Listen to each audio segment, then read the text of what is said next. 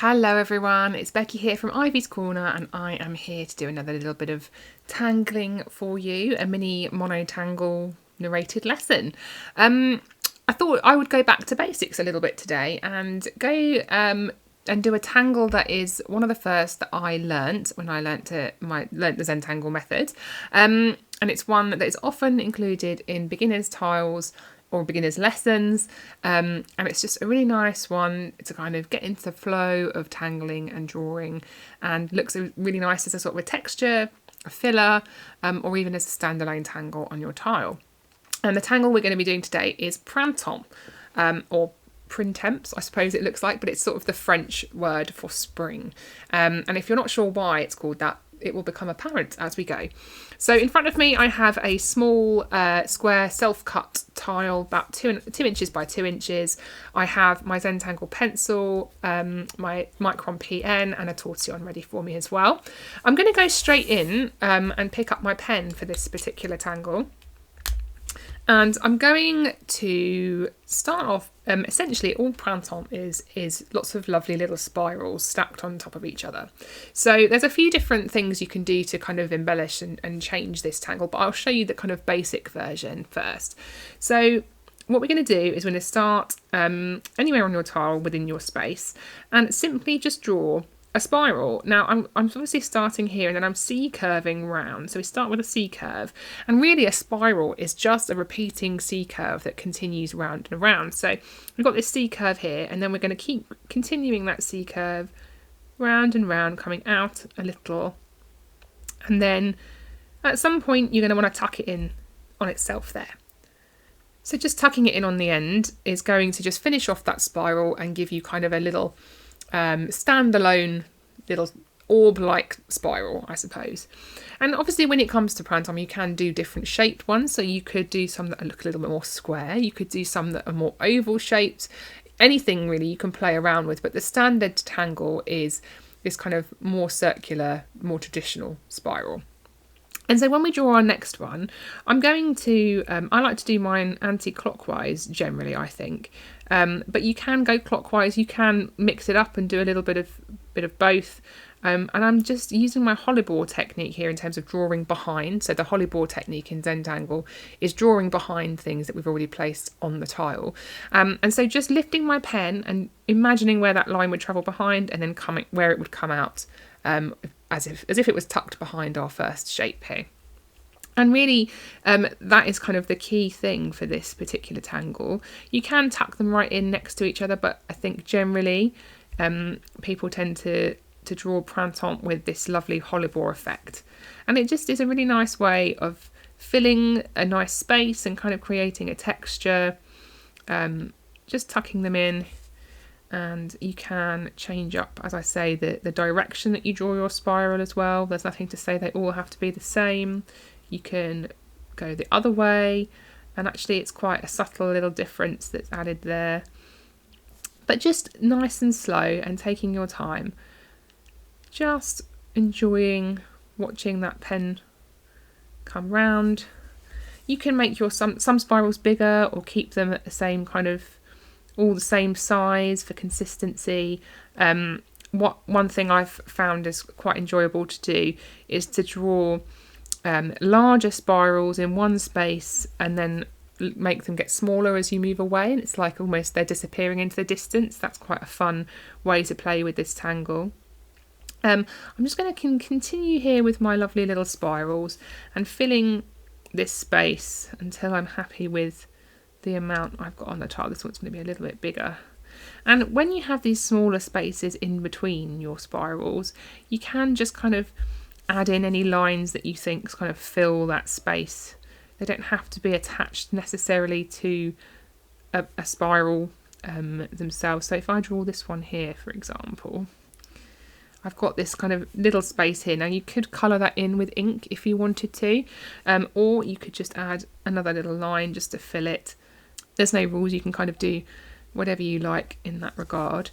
And I'm just going to keep turning my tile and just enjoying the flow of those spirals in whichever direction is most kind of natural for you.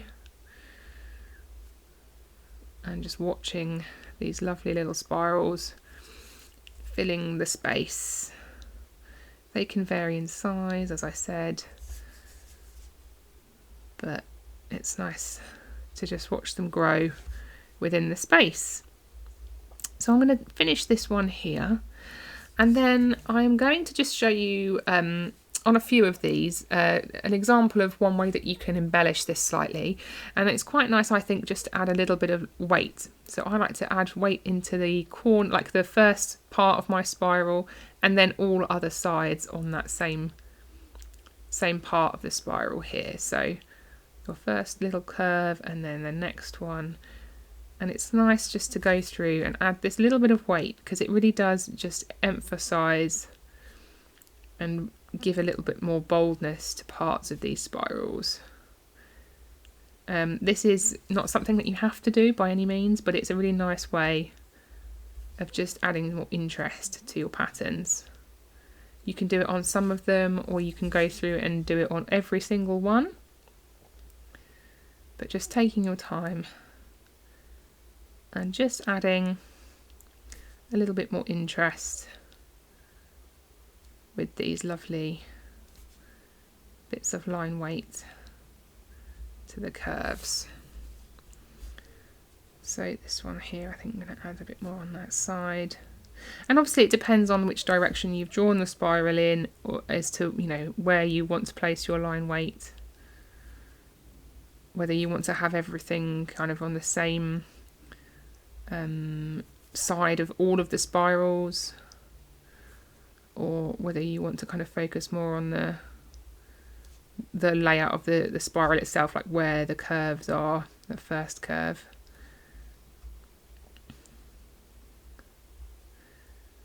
There we go, just taking my time. I've ended up adding it onto all of them.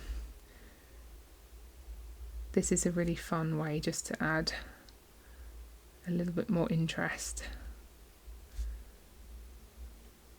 And it just kind of almost makes it a little bit more dramatic as well, like kind of takes it from just being a plain texture to something a little bit more bold, giving it a little bit more weight. Slowly but surely adding it to each and every one. And you can see there how that looks a little bit different. So capping my pen, I'm now going to grab my pencil, and the way that I like to shade Printemps, obviously if you wanted to you can go for cushion shading, where you just shade the outside of the whole section. That works really nicely, but one of the things that I just think is really magical when you shade this particular tangle is focusing right on the very outside part of each of these spirals. So this one here you can see is the first one I drew, which is very much kind of its own kind of perfect orb almost, and I'm going to just add a pencil line of graphite all the way around the very edge of this whole thing. So I'm not going inside the outer line of this spiral at all, and I'm just adding it around here, sort of on top of all of the other ones, and making sure that I'm keeping this whole spiral free of graphite, and the graphite's only going to be on the outside area. I'm going to then take my tortillon and just gently soften around the edge. And you'll see how it really just makes it pop right off of the tile. It looks like it's floating up above all of the rest of them. So you can go through and pick a few. In fact, actually, if you started off with kind of a larger space, you could do a few standalone Printemps initially, and then add the rest in as almost like a background, and then you really would have a few of them just floating to the top. But the other thing you can do is just kind of continue to do this process and shade around the edges wherever they overlap their neighbours, and doing so is really going to give you a layered effect across the whole area of the spirals.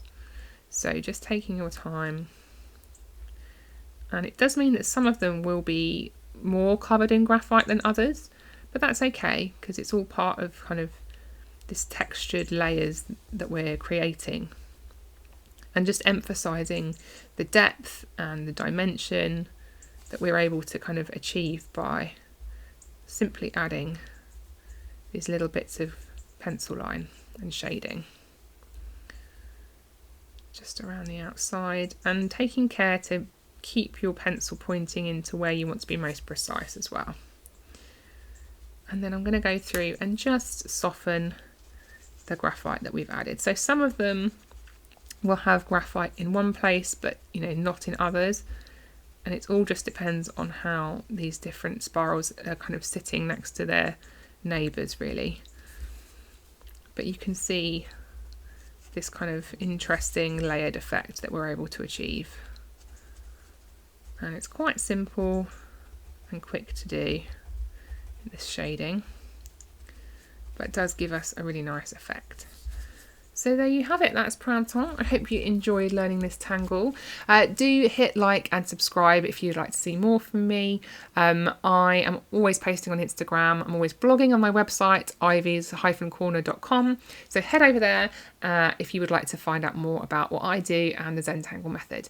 But thank you so much for watching, and I will see you next time.